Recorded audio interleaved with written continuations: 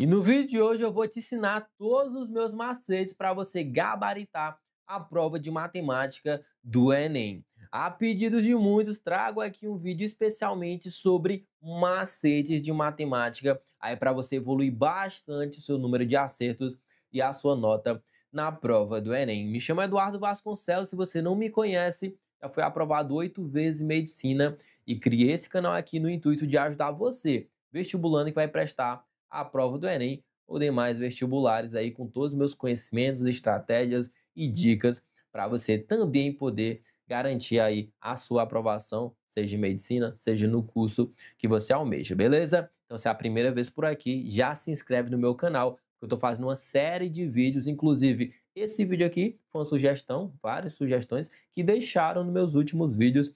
Tem um vídeo aí bem legal sobre macetes, técnica de resolução, estratégias para o primeiro dia de prova. Também tem um vídeo sobre o segundo dia. Então depois você entra no meu canal, quando terminar esse vídeo, assiste lá porque é muito legal, muito interessante. Vou estar deixando um cardzinho aqui por cima também. Então vamos aqui, como você já está acostumado aqui, você que já me acompanha há um bom tempo, está acostumado que aqui é direto ao ponto. Você vai aprender todos os meus macetes, minhas estratégias, já vai sair desse vídeo aqui aplicando e melhorando seu número de acertos, melhorando seu desempenho nas listas de questões, no Enem e aí nos demais vestibulares, simulados, enfim, qualquer questão que você pegar para fazer. Então vamos dar uma olhada aqui. Primeira dica: é importante que durante meus vídeos você esteja com papel e caneta aí para você anotar todas as dicas, beleza? Ou depois volta o vídeo aí, assiste novamente para realmente não deixar passar nenhum detalhe. E a primeira dica que eu vou te passar é: para ser muito bom em matemática, para fazer 43, 44, 45 acertos, você tem que ser preguiçoso. Como é, Eduardo? Exatamente isso. Eu morro de preguiça, por exemplo, de pegar bem aqui 18 vezes 5 e fazer essa multiplicação do jeito tradicional. Eu morro de preguiça. Imagina, 5 vezes 8, 40, boto 4, boto 0, vai 4. Ah, cara, isso aqui frita meu neurônio. Isso aqui frita meus neurônios. Eu morro de preguiça de fazer assim. Cara, multiplicar qualquer número por 5 é só você dividir por 2 e multiplicar por 10. Já vai o primeiro macete. É assim, meu amigo. O meu vídeo aqui é direto ao ponto. Como é, Eduardo, repete, eu quero entender. 18 vezes 5, por exemplo. Eu jamais vou pensar daquele jeito tradicional, bota 0, vai 4, não sei o que. É muito raciocínio, é muita coisinha que tem que lembrar. É chato, não rola. Eu prefiro pensar aqui. Multiplicar um número por 5, ó, eu posso multiplicar o 5 por 2. Posso multiplicar o 5 por 2 para aparecer o 10, porque é muito mais fácil trabalhar com 10, tá? E dividir o 18 por 2. Porque tu concorda comigo que 2 dividido por 2 dá 1, ou seja, não altera o meu resultado. Mas por que que eu estou fazendo isso? Para poder aparecer o 10, que é muito mais fácil de trabalhar, multiplicar por 10 é muito fácil. Então 18 dividido por 2, Eduardo, dá 9, vezes 10, dá 90, acabou a minha conta. E eu nem vou escrever isso tudo não, quando eu for fazer esse tipo de conta, eu já faço de cabeça, já sai só a resposta. Por exemplo, se eu pego aqui 36 vezes 5. Eu nem vou botar o 2 de novo, porque eu já sei multiplicar qualquer número por 5 é dividir esse número por 2 e multiplicar por 10. 36 dividido por 2 dá 18 vezes 10, 180, acabou a minha questão. Então você faz isso com qualquer número aí, mesmo que seja um número chato de trabalhar.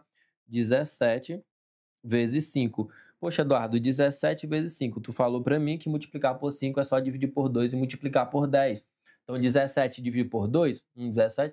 17 dividido por 2 dá 8. Então, 17 dividido por 2 dá 8,5 vezes 10 dá 85. Acabou a conta aí. Eduardo, e dividir? Já aprendi a multiplicar por 5, aí já peguei o macete. E dividir por 5 é mais fácil ainda, porque as grandezas aí vão ser diretamente proporcionais.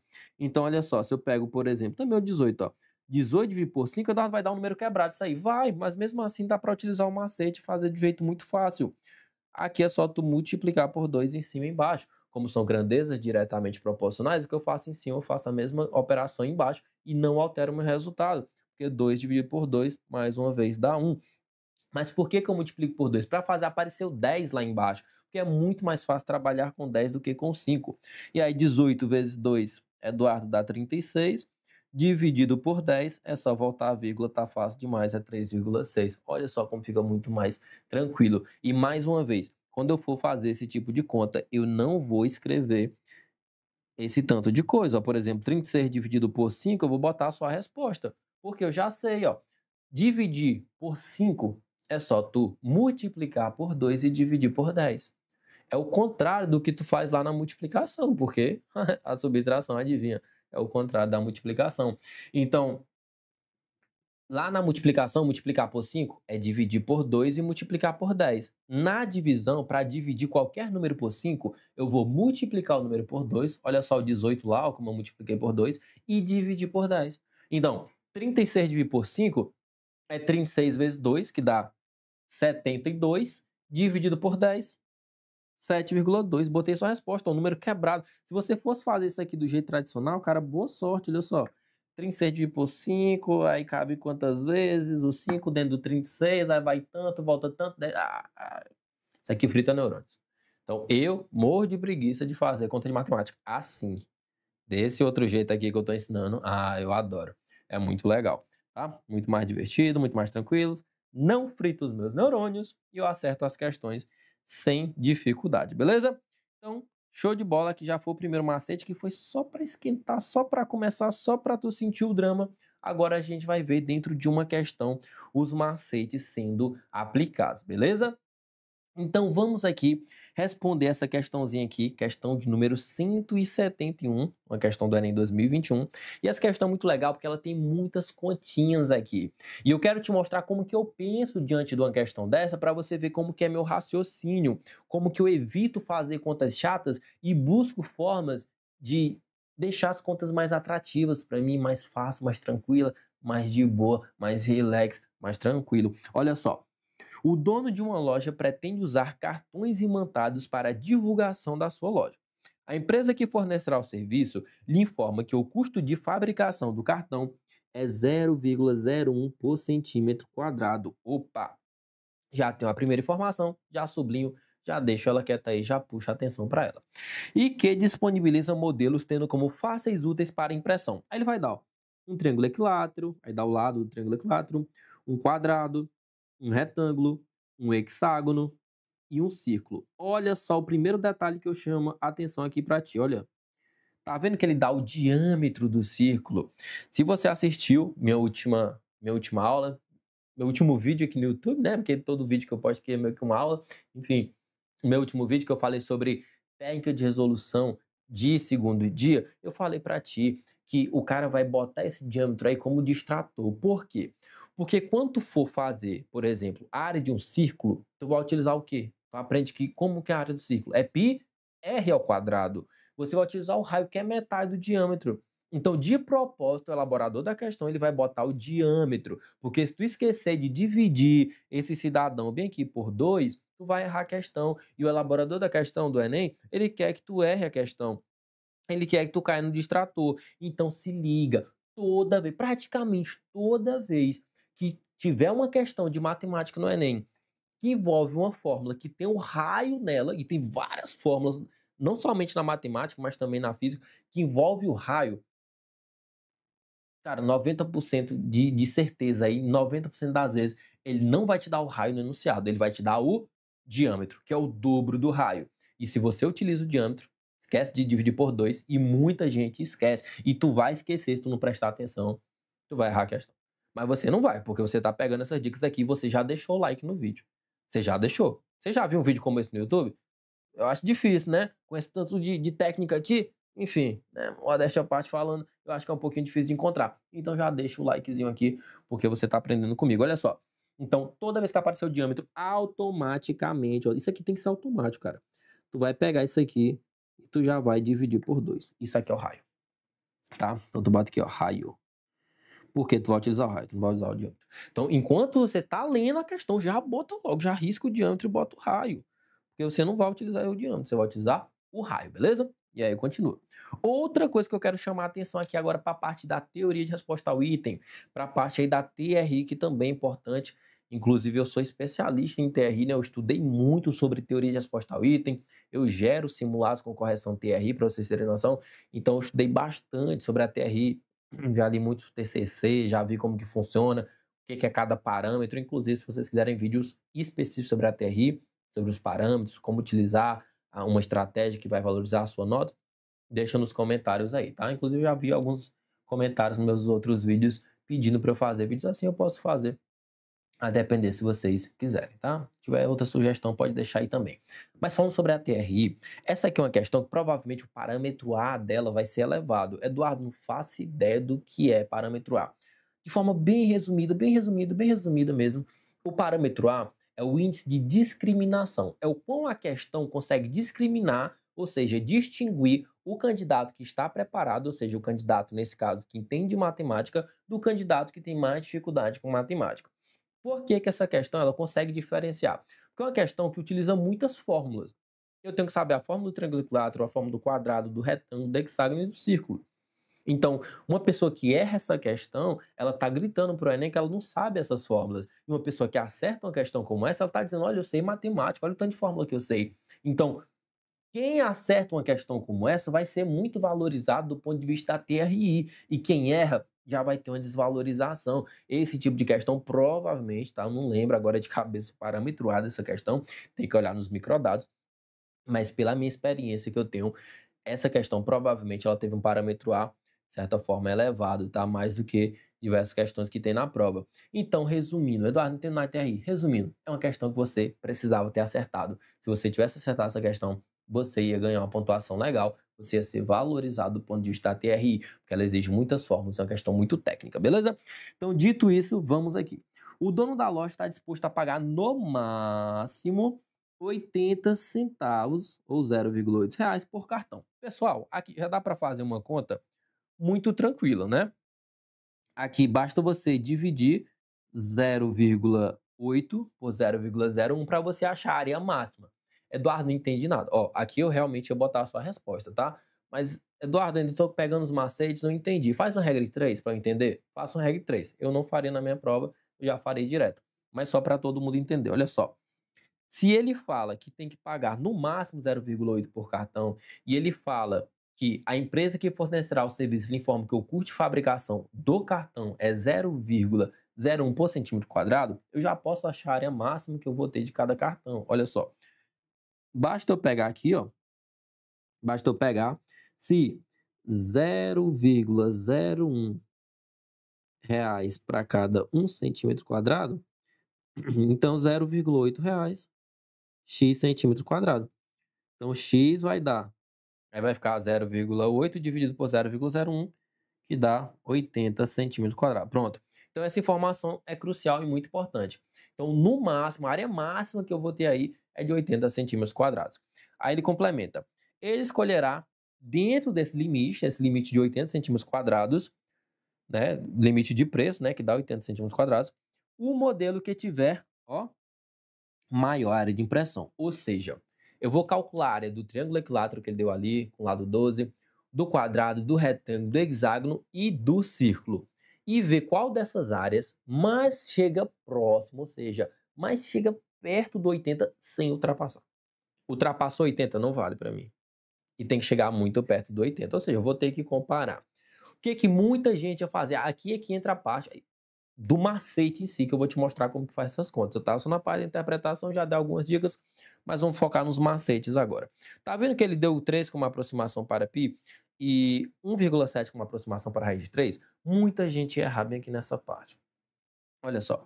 Nessas condições, o modelo que deverá ser escolhido tem como face útil para impressão 1. Aí ele vai botar. Então a gente vai ter que calcular a área de cada um deles. Então vamos lá. O triângulo equilátero, Eduardo, como que calcula a área de um triângulo equilátero? É muito fácil, pessoal. A área de um triângulo equilátero é L ao quadrado, raiz de 3 sobre 4. Não confundir com a altura de um triângulo equilátero. Se eu quero a altura de um triângulo equilátero, lembra que um triângulo equilátero é um triângulo que tem os 3 lados iguais. Para eu pegar a altura, L raiz de 3 sobre 2.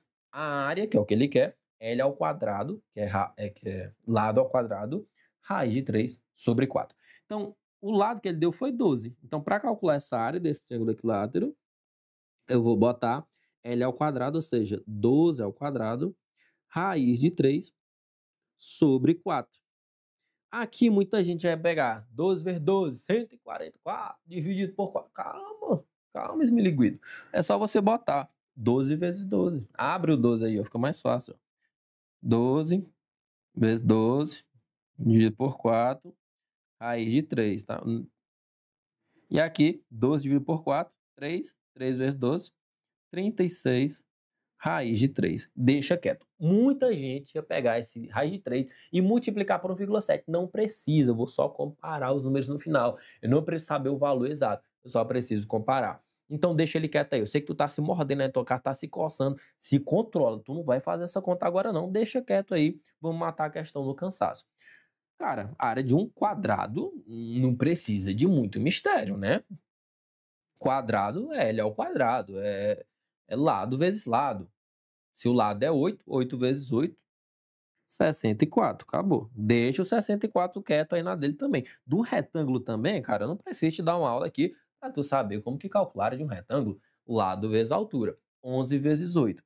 11 vezes 8 dá 88. Eu te pergunto, tá dentro ou tá fora? Tá fora, 88 tá fora. Por quê, Eduardo? Porque o máximo, né, 80 centímetros quadrados. Se deu 88, ultrapassou. Então, o retângulo ele já está fora aqui. Eu nem vou olhar para ele. Já foi embora a letra C, tá? Não pode marcar, não. Um hexágono regular de lado 6. Eduardo, como que é a área de um hexágono? Não tô lembrando. Bora ver como que é um hexágono. Isso aqui é um hexágono, um benzeno, né? Lembra do benzeno lá da química orgânica? Olha só. Um hexágono, ele é a união de 6 triângulos equiláteros. E a gente já fez nesse vídeo de hoje. Eu já te contei, eu já te relembrei aí qual que é a fórmula de um triângulo equilátero. Qual que é a fórmula do triângulo equilátero? L ao quadrado raiz de 3 sobre 4. E se eu estou te falando que o hexágono é 6 vezes isso, então é 6 vezes L ao quadrado raiz de 3 sobre 4, beleza? Então, para eu calcular isso aqui, eu vou botar 6 vezes L ao quadrado. Quem é o L? Que é um lado. Nesse caso aqui é 6, ó.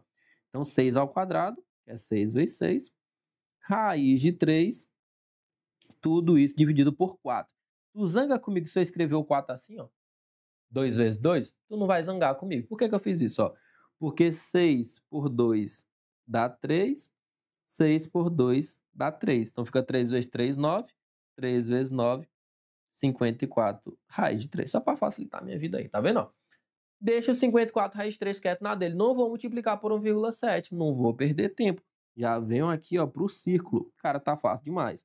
A área de um círculo é π, o quê? O quê? R ao quadrado. Se tu bota o diâmetro aqui, tu erra a questão. Então, o raio, que é metade do que ele me deu no diâmetro, é 5. Ele disse que o π eu posso chamar de 3. O raio é 5. 5 ao quadrado. 5 vezes 5, 25. 25 vezes 3. Opa, 75 centímetros quadrados. Tá bem próximo do 80. Não ultrapassou. É um forte candidato aqui a letra E. Perceba que eu vou matando a questão no cansaço. Ó. Eu pergunto para você, pode ser a letra B a resposta? Não pode, porque ele quer que esteja muito próximo do 80 sem ultrapassar. Quem está mais próximo do 80, pessoal? O 75 ou o 64? O 75. Então a B já vai embora. Tá vendo? Que agora eu vou só matando ali no cansaço. Eu não vou precisar fazer mais nenhuma conta aqui extraordinária. Não vou precisar, não vou gastar meu raciocínio. Olha só. 54 raiz de 3. Tu concorda comigo? Tu concorda comigo que se eu pego 54 e multiplico por 1,5, Eduardo, por que 1,5 se a raiz de 3 é 1,7? Eu estou supondo. Vamos supor que fosse por 1,5. Quanto que dá isso? Por que eu boto 1,5? Porque é muito mais fácil multiplicar por 1,5 do que por 1,7. 1,5 eu sei multiplicar de cabeça. Eduardo, eu não sei não. Posso pegar a dica. Multiplicar qualquer número por 1,5, Eduardo, é multiplicar por 3 e dividir por 2. Ainda está muito chato. Multiplicar qualquer número por 1,5, basta você pegar o número e somar com a metade dele. Vou repetir. Multiplicar por 1,5, você vai pegar o número e somar com a metade dele. Qual que é a metade de 54? Dá 27. 54 mais 27 dá 81. Opa! Se multiplicando por 1,5 dá 81, imagina por 1,7. Que é a raiz de 3. Que é o que eu tenho que fazer. Então, eu indiretamente descobri que 54 raiz de 3 não serve para mim. Porque vai passar de 80. Como é que eu sei que vai passar de 80? Eduardo, se eu multiplico por 1,5, já passa. Imagina por 1,7. Então, você percebe que sem fazer a conta, que ele me deu, eu descobri que a letra D não serve. Até me enrolei um pouquinho ali no 54 dividido por 2. Enfim, 54 dividido por 2 dá 27. 27 mais 54, 81. Ou seja, passou. Então não serve a letra D para mim. Eu nem precisei multiplicar por 1,7. Eu multipliquei por 1,5, que é mais fácil, e cheguei ali na conclusão. E agora, 36 vezes 3, eu vou usar o mesmo raciocínio, só que não é por 1,5. Olha só, imagina se fosse 36 vezes 2. Quanto que dá 36 vezes 2, pessoal? 72. 72 é menor do que 75. Opa, se multiplicando por 2 não chega no 75, imagina multiplicando por 1,7, que é a raiz de 3. Percebe que eu utilizei praticamente o mesmo raciocínio da letra D, só que diferente? Se eu multiplicasse por 2, não é por 2, é por 1,7.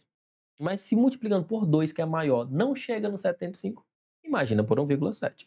Eu não sei de cabeça quanto que é 36 vezes 1,7, mas eu sei que é menor do que 72. Isso eu posso cravar. Então a letra A também está fora, minha resposta pode ser letra A. Olha só como eu penso diante de uma questão como essa. Claro que aqui eu estou explicando para você, detalhado e tudo, esquematizando, botando bonitinho, mas na hora eu faço uma questão dessa aqui em segundos, só utilizando esses macetes, buscando hacks aí, buscando formas de eu pensar de um jeito mais fácil, de um jeito mais simples, para facilitar a minha vida. Beleza? Então você viu aí, ó, que quando eu me deparo diante de uma conta que vai ser chata, imagina multiplicar 36 vezes 1,7, eu já procuro uma forma ali de fazer de um jeito mais fácil. Então você vai se acostumando com isso, você vai pegando esses macetes, tentando pensar de uma forma mais fácil, que daqui a pouco você tá aí, ó, fazendo 42, 43 acessos em matemática, fechando a prova, porque isso ajuda demais, demais, demais, demais. Saber dos conteúdos é extremamente importante, mas saber essas técnicas e esses macetes ajuda muita coisa, muita coisa. E aí eu te pergunto, eu posso pegar mais um exemplozinho aqui, mais uma questão para a gente aplicar o macete? Olha só uma questão que é uma questão difícil, é um conteúdo chato demais, mas eu vou te ensinar a fazer essa questão aqui, ó, de análise combinatória de um jeito muito mais tranquilo, utilizando também alguns macetes. Quer ver só? Olha só. A quantidade de fantasias com materiais diferentes que podem ser produzidas é representada pela expressão. Olha as alternativas. Você percebe que tem algumas multiplicando, algumas somando. Algumas somando, algumas multiplicando. Quando eu estou falando de análise combinatória, entrando aí em arranjo, combinação, quando eu falo e, tem que escolher alguma coisa e outra coisa. Quando eu falo e, eu multiplico. Eu multiplico. Falo e, eu multiplico. Então, quando eu estou falando, tem que escolher tal coisa e tal coisa. Eu vou multiplicar, vou pensar em multiplicação. Beleza? Então, quando eu falo e, eu penso em multiplicação. Eduardo, quando tu pensa ou, tem que escolher tal coisa ou tal coisa. Quando eu falo ou, eu somo. É uma forma de lembrar. Quando eu falo ou, eu somo, né? Eu somo, para lembrar, tá? Eu somo. Eu tô falando de soma. Soma. Vou botar soma, tá? Soma. Eu vou somar. Então, quando eu falo e, tem que escolher tal coisa e tal coisa. Então, tá, tem 20 vestidos, eu tenho que escolher 5, e tem 40, sei lá, enfeite, eu tenho que escolher 3. E, eu tenho que escolher 3. Opa. Então, quando eu falo e, eu vou pensar em multiplicação. Quando eu falo ou, eu penso em soma. Só com base nessa dicasinha aqui, uma coisa básica que eu acredito que você saiba, bora dar uma olhada. Uma pessoa produzirá uma fantasia utilizando como materiais 2 tipos de tecido diferentes e 5 tipos distintos de pedras ornamentais. Parou aí. Se eu estou falando e, eu vou pensar em multiplicação. Então, o que é soma, eu já mando embora. E a letra E não tem nada a ver, porque não é nem multiplicação e nem soma. Então, de cara, só com essa dica, sem nem saber do que ele está falando direito, eu já fico só com 2 alternativas, já é 50% de chance de acertar. Mas bora subir de 50% para 100% de chance? Olha só. Se você analisa a diferença entre as 2 alternativas, você percebe que a primeira tem algo a mais. Por quê? Na letra A, você está vendo aqui, ó, 6 fatorial, 4 fatorial. Aqui também, ó, 6 fatorial, 6 fatorial, 2 fatorial. Aqui também, ó, 6 fatorial, 2 fatorial. 15 fatorial, 5 fatorial. 15 fatorial, 5 fatorial. Você percebe que sobra algo a mais na letra A. A letra A tem algo a mais do que não tem na letra D. Olha como que eu acertei essa questão, como que eu fiz lá na minha prova. Eu lembrei das fórmulas. Eu lembro que na fórmula da combinação, em comparação com arranjo, tem algo a mais. E nesse tipo de questão, o distrator costuma ser em cima disso, se é arranjo ou se é combinação. Porque eu sei que a primeira coisa que eu aprendo quando eu estudo esse conteúdo, se trata de uma combinação, a ordem não importa. Se eu falo de arranjo, a ordem importa. Então, quando eu tenho... Por que é algo a mais? Ó? Porque qual que é a fórmula do arranjo? A fórmula do arranjo é n fatorial, n fatorial, dividido por n menos p fatorial. Concorda comigo? Eduardo, qual que é a fórmula da combinação? Eu não precisava escrever isso aqui, tá, pessoal? Eu tô só relembrando. N fatorial dividido por n menos p fatorial vezes p fatorial. Então, tu percebe que tem esse a mais, ou tem esse p a mais aqui, ó. Então, nessa questão eu pensei, eu vou só descobrir se ele tá falando de um arranjo ou de uma combinação. Porque se ele estiver falando da combinação, eu vou marcar a letra A, porque tem algo a mais. Se ele estiver falando do arranjo, talvez eu marque a letra D. Então, vamos lá. Essa pessoa tem à sua disposição 6 tecidos diferentes, 15 pedras ornamentais distintas. Em nenhum momento ele falou que a ordem importa. Então eu estou pensando em combinação. Se eu estou pensando em combinação, gabarito letra A. Olha só. De um jeito muito mais tranquilo aí para fazer. Foi assim que eu fiz essa questão na minha prova. Não está 100% correto, né? Do jeito bonitinho que o professor vai fazer em sala de aula, mas você está aqui para você aprender algo diferente. Você está aqui para aprender a acertar a questão, independente da forma que seja, beleza? Então essa dicasinha funciona demais, ajuda muito, beleza? Aqui só analisando a relação entre as alternativas. Eu posso puxar mais uma questãozinha aqui, mais um macete para te mostrar? Então simbora dar uma olhada em mais um macete. Então vamos aqui para mais um macete, para mais uma dicasinha em cima de uma questão do Enem, para você realmente ficar craque aí, sair desse vídeo muito melhor em matemática do que quando você entrou. Se não deixou o like, já deixa aí.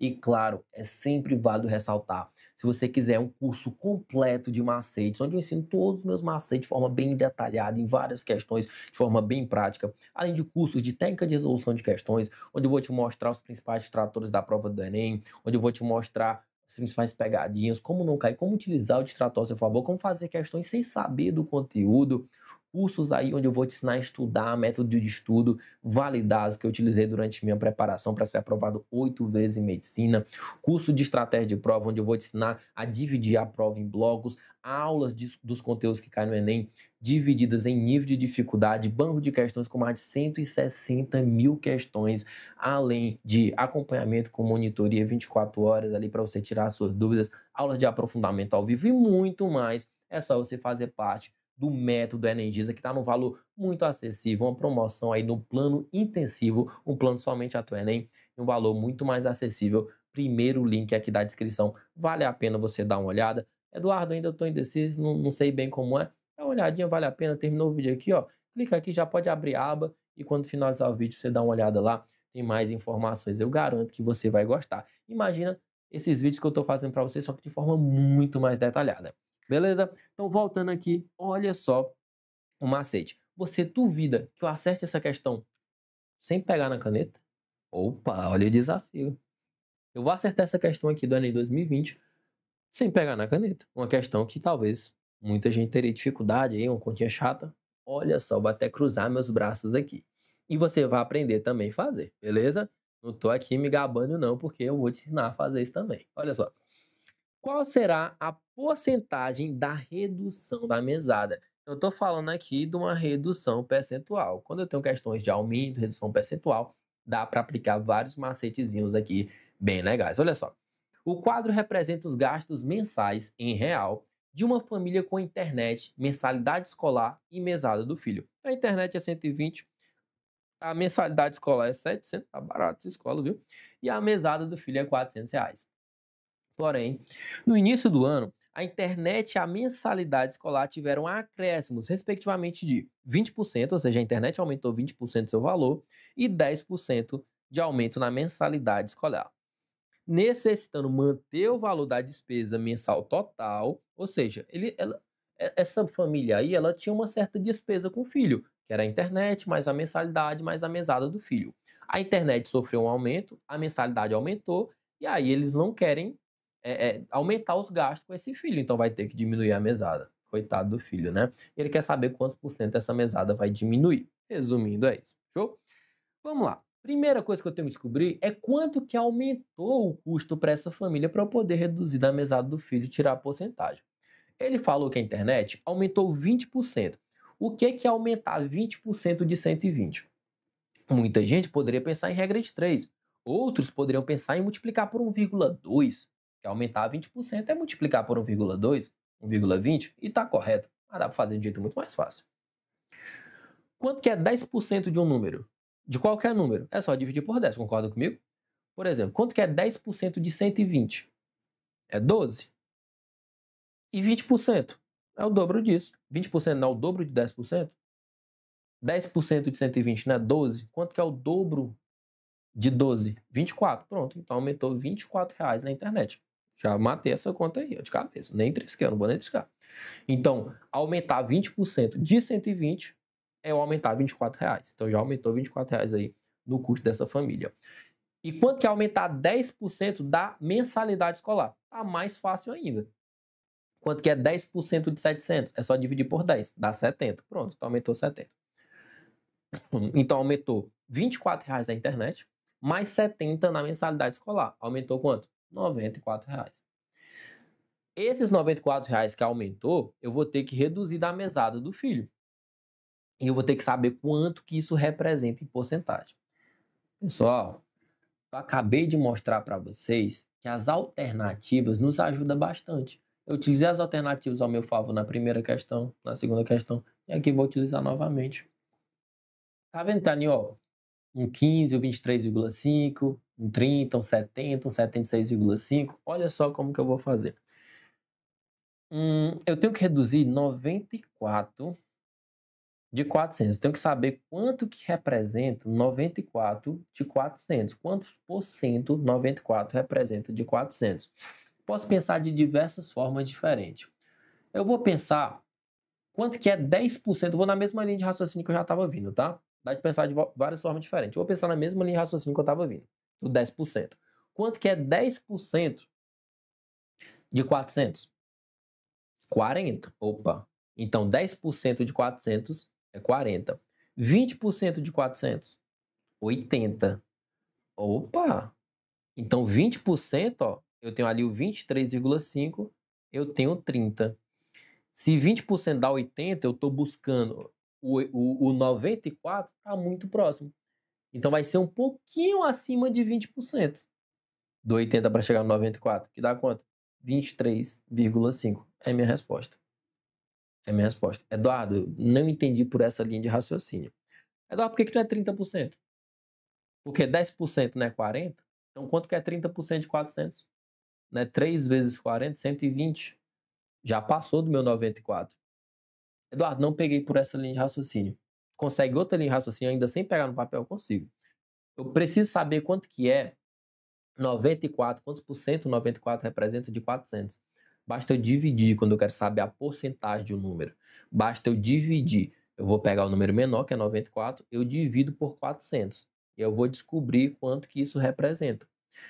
Dividir por 400. Olha só o que eu vou fazer. Ó. Imagina isso daqui. Ó. Imagina 94 aqui, imagina 400 aqui. Se eu dividir por 2, em cima e embaixo. 94 dividido por 2, Eduardo, 90 dividido por 2 dá 45. Mais 2 dá 47. Então, eu tenho 47 dividido por 200. Concorda? Se eu dividir por 2 de novo, quanto que é 47 por 2? Poxa, Eduardo, 47 por 2. 46 por 2 dá 23. 47 por 2 dá 23,5. Então, fica 23,5 dividido por 100. O que é 23,5 dividido por 100? 23,5 por 100. Dá para pensar assim também. Beleza. Letra B é a nossa resposta. Viu aí que realmente eu fiz a questão sem pegar no papel. Uma questão que poderia ser complicada para muitas pessoas. Então, foi o que eu fiz aqui. Utilizei várias técnicas. A primeira, aumentar 20% de um número é eu pensar no 10% e multiplicar por 2. Assim como aumentar 30% é eu pensar no 10 e multiplicar por 3 e por aí vai. Então pega essa dica, ó, vou até e aqui eu aumento 10%, né. Então eu percebi que aumentar 20% aqui aumentaria R$ 24, aumentar 10% aqui aumentaria 70, então aumentei um total de R$ 94. Eu preciso reduzir esses 94 do 400, que é a mesada do filho, e eu preciso saber qual a porcentagem dessa redução, ou seja, quanto que 94 representa dos 400. Então aqui eu poderia multiplicar por 4 direto, eu multipliquei por 2 porque era mais fácil, mas se eu dividir por 4 em cima, dá 23,5, e se eu dividir por 4 embaixo, dá 100, isso dá 23,5%. Acabou minha questão.